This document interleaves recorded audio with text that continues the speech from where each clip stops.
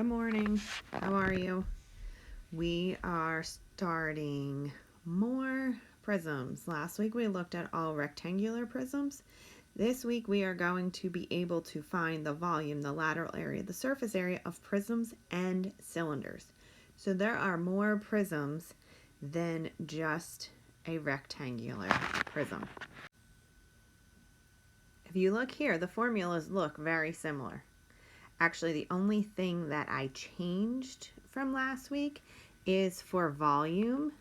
Instead of it being length times width times height, I made it area of the base. Because to find the area of the base of a rectangular prism, you did length times width.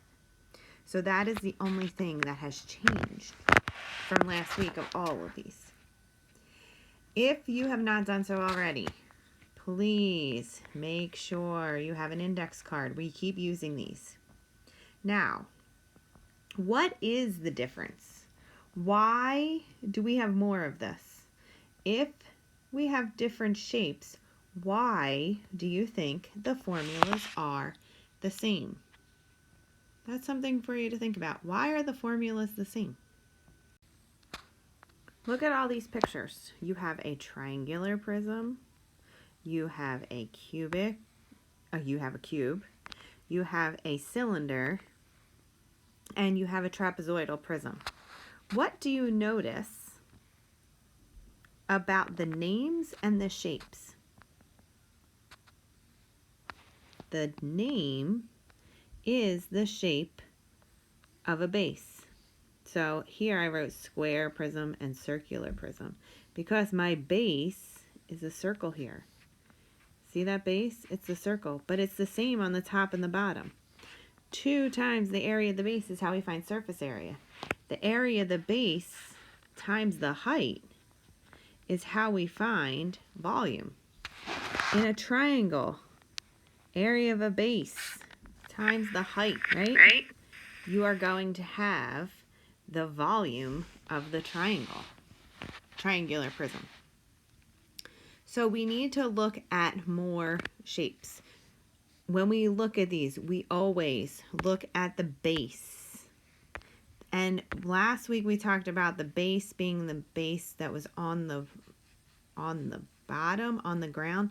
This is why Mrs. Masser said Mrs. Witz doesn't always call it the base that's laying on the ground, is because sometimes the base is the face of the shape that you're talking about. So here, this shape is a trapezoid.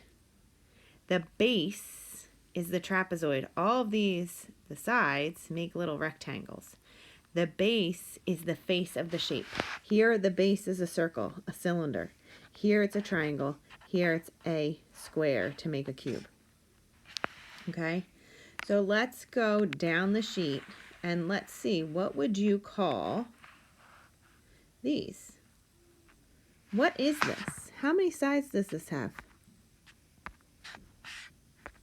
Did you count it? 1, 2, 3, 4, 5. So this is a pentagonal prism.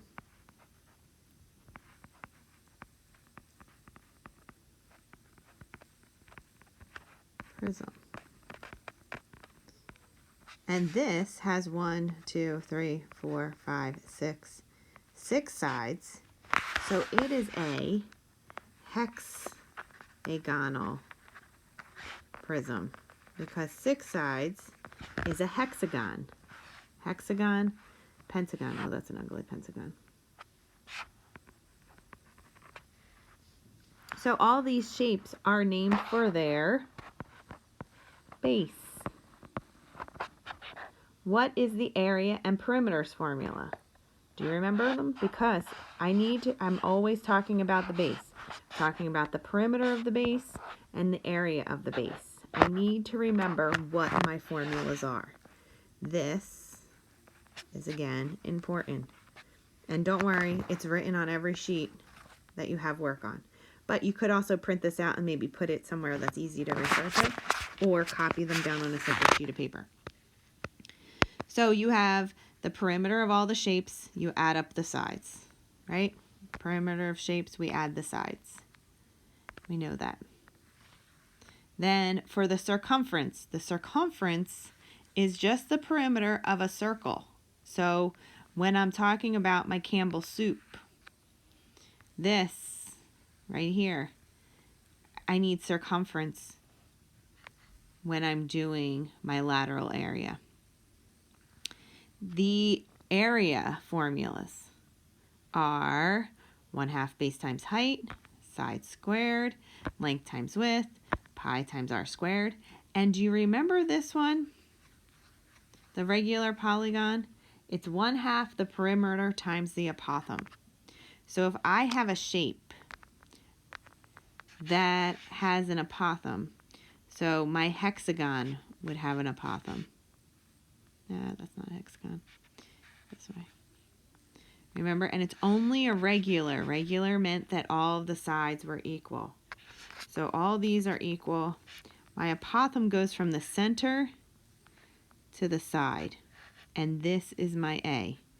Then you multiply that by the perimeter, add up all your sides. So if I said this was 4, and this is 5, 5, 5, 5, 5, I'm going to have 5 plus 5 plus 5 plus 5 plus 5 plus 5 is 30. It would be 1/2 30 times 4. That's how I find that, okay? That you don't need, that's just a really quick review of what an apothem is.